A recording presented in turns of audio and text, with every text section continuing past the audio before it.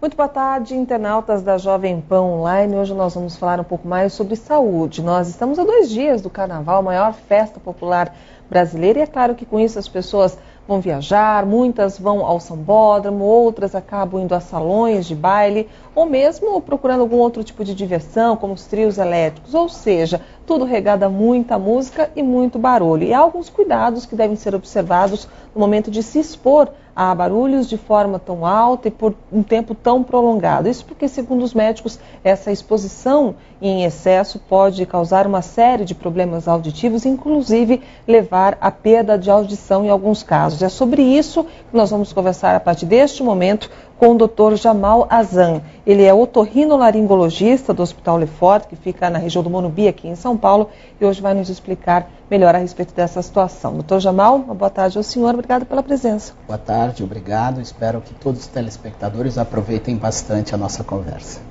Doutor, é claro que carnaval está simbolizado pela alegria, pela festa, pela música alta. É possível curtir o carnaval sem colocar a sua saúde auditiva em risco? Com certeza, esse inclusive é o ideal.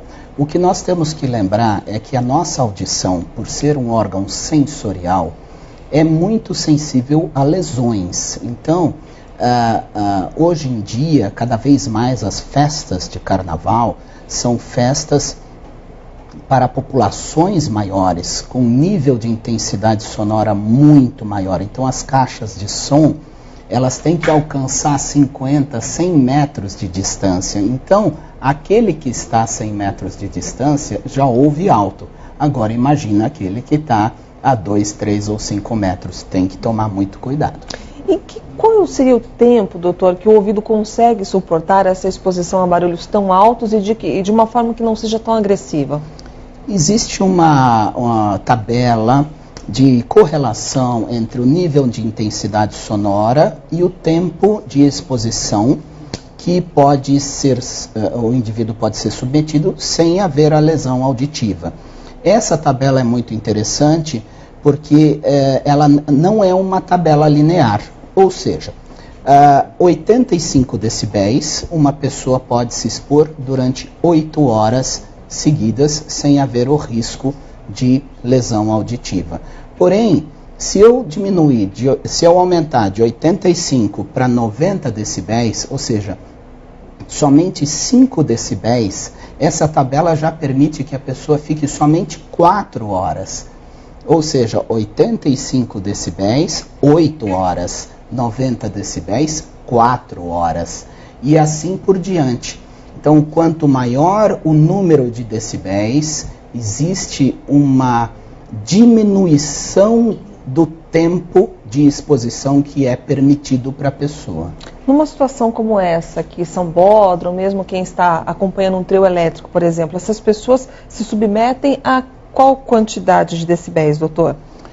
Os trios elétricos e mesmo no sambódromo, a saída das caixas de som ultrapassa 100 a 110 decibéis, o que é um volume muito alto e que, sem dúvida nenhuma, pode levar à lesão auditiva. E qual seria o tempo máximo em que essas pessoas poderiam ficar nesses ambientes? Nesse ambiente seria por volta de 3 a 4 minutos. 3 a 4 minutos? 3 a 4 minutos com exposição acima de 100 decibéis. Geralmente essas pessoas acabam ficando 2, 3, 4 dias expostas, 12 horas muitas vezes a esses barulhos. Por sorte, as pessoas acabam não desenvolvendo problemas, doutor? Olha, na verdade elas acabam desenvolvendo o problema, é que elas não sabem que estão desenvolvendo o problema. Porque uma das características das lesões auditivas induzidas por ruído é que as lesões começam nas frequências agudas, as quais nós não usamos no nosso dia a dia para conversação. Então a pessoa está perdendo a audição, mas ela não sabe que está perdendo a audição. Ela só vai descobrir que está perdendo a audição ou se fizer um exame muito simples que chama-se audiometria, ou se essa lesão evoluir até um nível de frequência que atrapalhe a pessoa a se comunicar. Então, as pessoas estão, sim, sofrendo lesão auditiva, muitas delas, e essas lesões auditivas, mesmo como eu disse, A pessoa não percebendo que está tendo lesão tem que tomar muito cuidado, porque além da perda auditiva existem outros sintomas que também podem acompanhar essas lesões, como por exemplo zumbido, tontura, irritabilidade, dificuldade para entender algumas pessoas dependendo da tonalidade da voz. O volume da televisão que começa a subir. O volume da televisão que começa a subir, e hoje a gente consegue ver pelos números, né? Então muito cuidado, porque realmente as lesões acontecem sim. Lembrando que se você quiser fazer alguma pergunta para o nosso convidado, você pode mandar a sua pergunta ou deixar o seu comentário em nossas redes sociais. O nosso Facebook, o nosso Twitter estão abertos e aptos, portanto, a receber as perguntas de vocês. Agora, doutor, para quem vai se submeter, para quem vai, na verdade, aproveitar a sua festa de carnaval, há alguma coisa simples que pode ser feita? Por exemplo, um protetor auditivo seria uma boa saída? Com certeza. Com certeza, veja, o nível de intensidade sonora dos trios elétricos e até das festas de carnaval em ambientes fechados, indivíduos que estão próximos à bateria da escola de samba.